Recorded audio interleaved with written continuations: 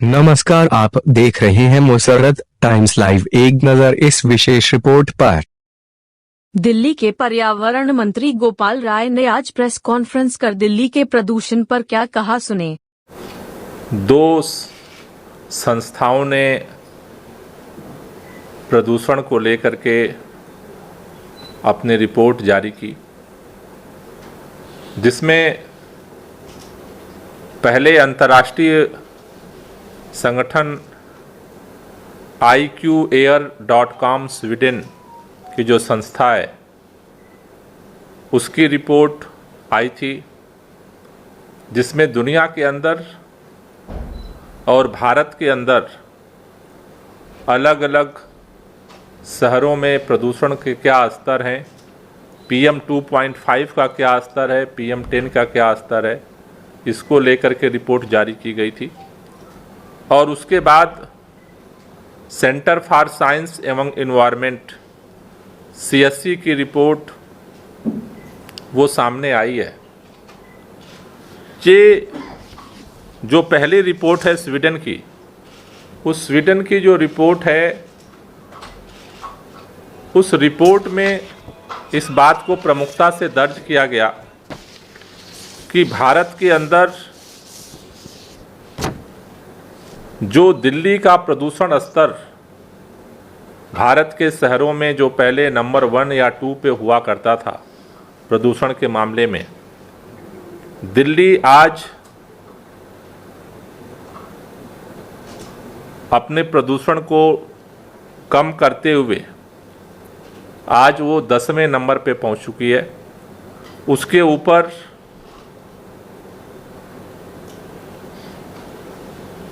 Hot and China, Ghaziabad, Bulandshahr,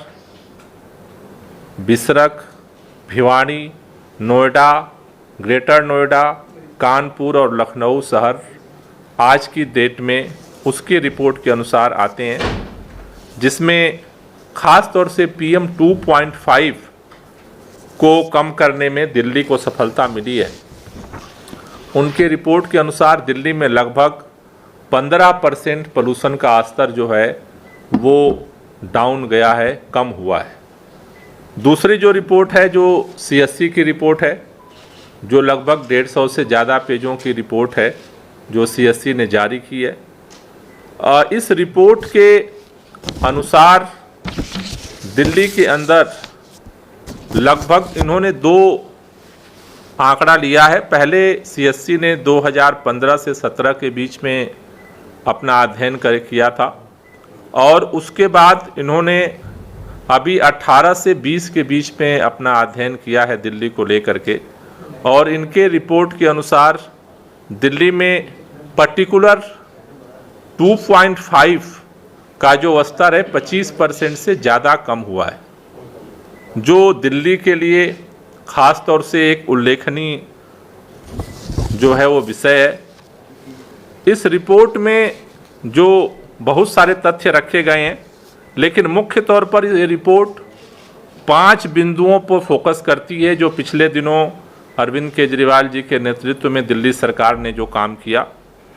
Delhi पहला राज्य है जिसने अपने राज्य के अंतर्गत आने वाले पावर प्लांट जो प्रदूषित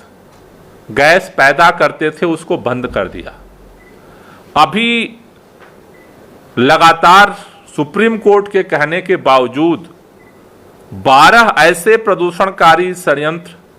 दिल्ली के आसपास चल रहे हैं जो आज तक बंद नहीं किए गए। पिछले 6 महीने से मैं भी लगातार फॉलो कर रहा हूं और लिख रहा हूं, लेकिन ना तो केंद्र सरकार के कान पर जूं रेंग रही है और ना तो किसी राज्य के सरकार पे कान पर जूं रेंग रही है, और वो संयंत्र लगातार प्रदूषण को पैदा कर रहे हैं। दूसरी जो CSE ने जो रिपोर्ट में अपनी दिल्ली सरकार के इनिशिएटिव की चर्चा की है, दिल्ली के अंदर पहला ऐसा राज्य है जिसने हॉट स्पॉट चिन्हित किए हुए हैं।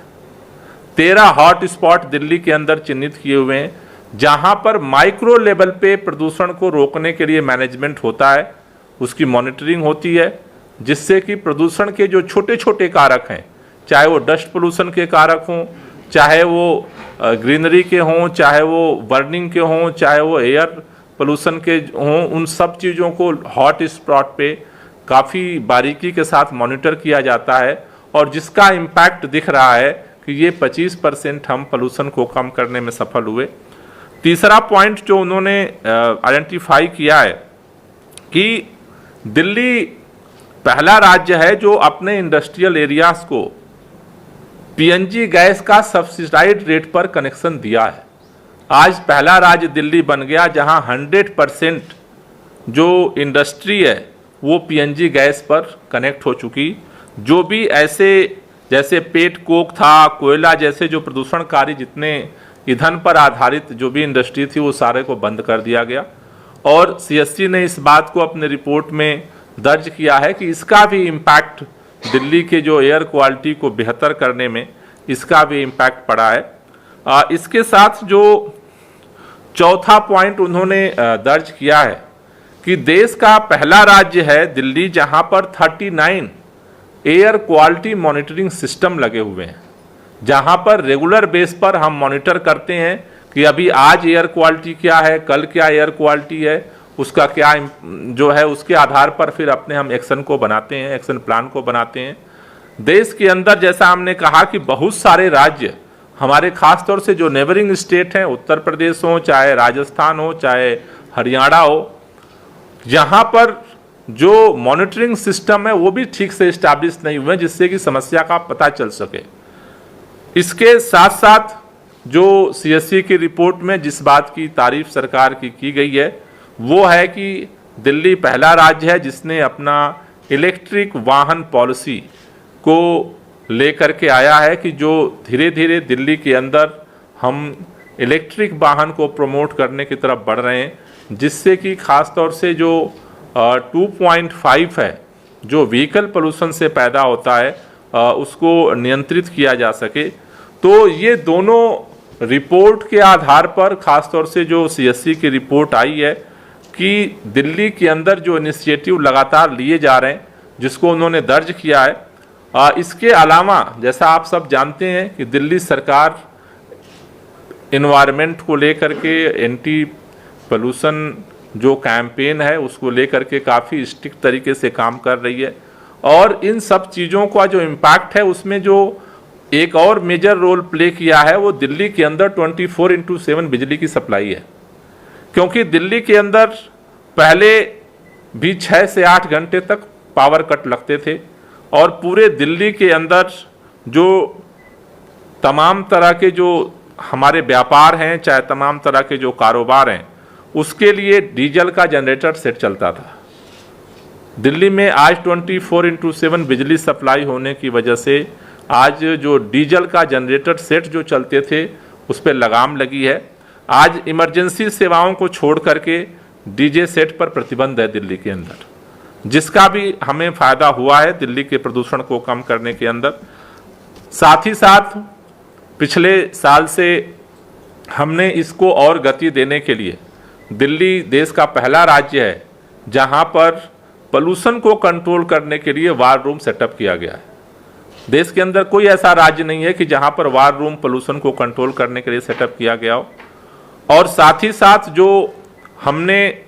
ग्रीन दिल्ली ऐप लॉन्च किया उसने न सिर्फ केवल अक्टूबर, नवंबर, दिसंबर के महीने में बल्कि कैसे 12 महीने 24 घंटे कैसे इस पोल्यूशन के गति को नियंत्रित किया जाए उसके लिए ये दिल्ली ग्रीन ऐप के माध्यम से वार रूम हमारा संचालित होता है। आज की भी तारीख में 24/7 जो है वर्किंग है हमारा वार रूम, जहां पर लोगों की ड्यूटी होती है और हम इस ग्रीन ऐप के माध्यम से मॉनिटर करते हैं। जब से हमने ग्रीन ऐप लॉन्च किया है लगभग 20,000 शिकायतें कंप्लेंट दर्ज हुई हैं उस पर और उनमें से 93% कंप्लेंट को रिजॉल्व किया गया है। वार रूम की टीम चाहे वो एमसीडी के एजेंसी है, चाहे डीडीए है, चाहे पीडब्ल्यूडी है, इरिगेशन फ्लड डिपार्टमेंट है, मेट्रो है, तमाम जो एजेंसियां हैं चाहे वो सेंट्रल गवर्नमेंट की एजेंसीज हैं, हम लगातार उन जो कंप्लेंट आती है उसके आधार पर उनसे हम संवाद करते हैं और ग्राउंड लेवल पर मॉनिटर करने के लिए हमने जो ग्रीन मार्शल हैं,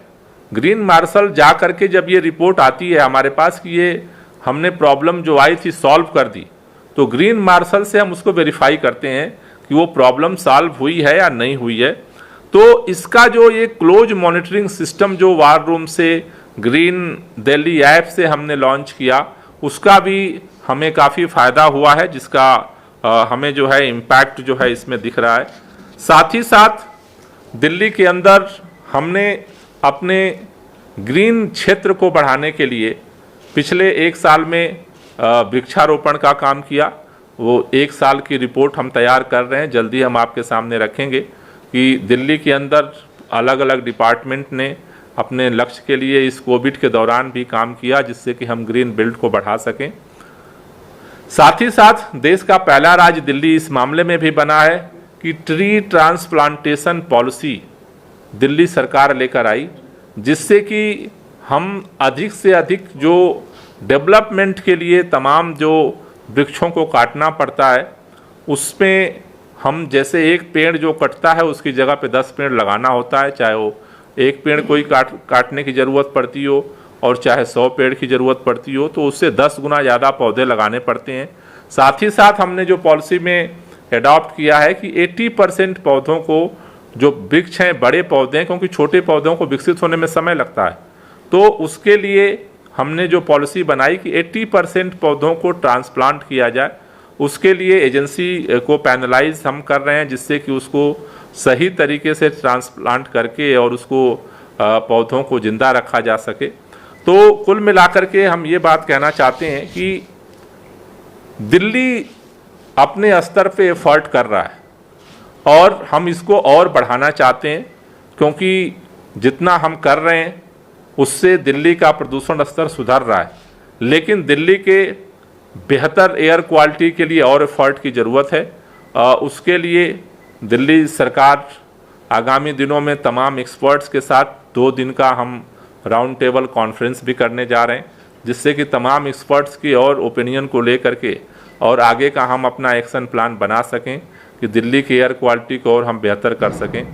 लेकिन साथ ही साथ हम बार बार ये कहते हैं कि दिल्ली का जो प्रदूषण है वो केवल राज्य का प्रदूषण नहीं है, एयर सेट का मसला है।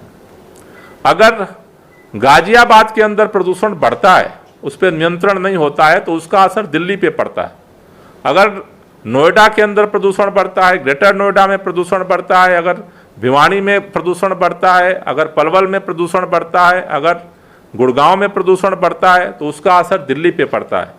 इसलिए आज हम केंद्र सरकार से ये मांग करना चाहते हैं कि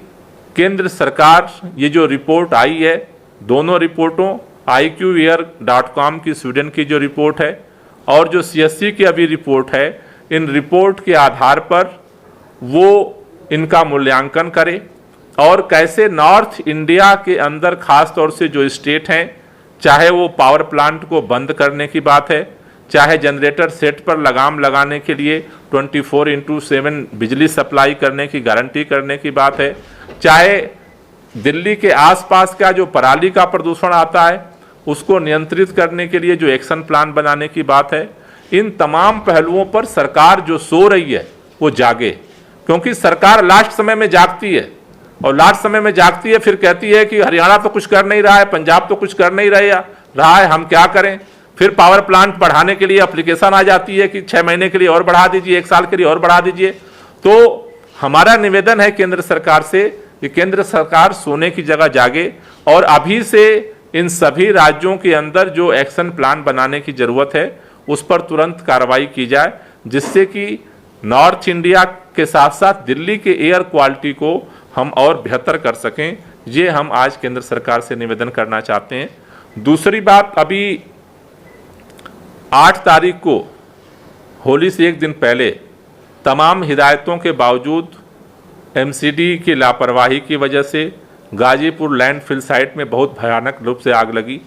और जिससे वहाँ पे एयर क्वालिटी को काफ़ी वो इम्पैक्ट किया है। हमने आज अपनी DPCC की जांच टीम भेजी थी। जांच टीम ने आज जो रिपोर्ट सौंपी है उसमें उसमें इस बात को पाया है कि वहाँ पर लापरवाही है और वहाँ पर कोई ऐसा सिस्टम नहीं है जिससे कि इस तरह की बड़ी आग को रोका जा सके। तो आज अभी डीपीसीसी को हमने निर्देश दिया है कि सभी एजेंसियों को हम डायरेक्शन जारी कर रहे हैं कि चूँकि गर्मी बढ़ रही है, इसलिए लैंडफिल साइट के अलावा जो भी छोटे छोटे जगहों पर जहाँ जहाँ पर इस तरह की आग लगने की संभावना है, कूड़ा इकट्ठा होता है, उसके लिए एक मॉनिटरिंग सिस्टम बनाया जाए। और जो गाजीपुर में जो आग लगी है उस पर अभी रिपोर्ट आई है, उसको एनालिसिस कर रहे हैं और एमसीटी के खिलाफ हम सख्त कार्रवाई करेंगे। Thank you. क्या कोई एक्शन लिया गया है गाजीपुर वाले मामले में? पिछली बार देखने में था चालान काटा गया था। वो अभी जैसा मैंने कहा कि अभी वो रिपोर्ट अभी भेज रहे हैं और उस रिपोर्ट के आधार पर उनके खिलाफ एक्शन लिया जाएगा।